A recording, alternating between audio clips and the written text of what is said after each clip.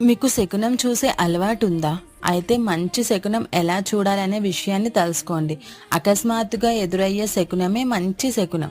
మీరు ఇంటి నుంచి బయటకు ఎక్కడికైనా బయలుదేరే సమయంలో పసుపు, కుంకుమలతో జడ వేసుకొని కలకలలాడే ముత్తైదువ ఎదురైనట్లయితే అంతా శుభమే జరుగుతుంది.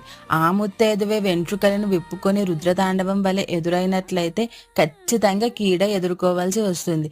నీళ్ల బిందె, పాల బిందె, పెరుగు బిందె, అన్నం వంటివి వాటిని మోసుకునేవారు, బట్టలు పులిమే చాకలివాడు, చెరకు కట్టెలు మోసుకునేవాడు, జత బ్రాహ్మణులు ఎదురైనట్లయితే మంచి శకునంగా భావించవచ్చు. ఇలా కాక ఒకే ఒక బ్రాహ్మణుడు ఎదురవ్వడం మంచిది కాదు. ఇతర జీవరాశులలో నెమలి, కోడి, చిలుక, కొంగ, కుందేలు, నక్క, గాడిద, ఆవు, జింక, ఉడత వంటివి ఎడమ నుంచి కుడికి వెళ్ళినట్లయితే వాటిని కూడా మంచి శకునంగానే భావించవచ్చని వాస్తు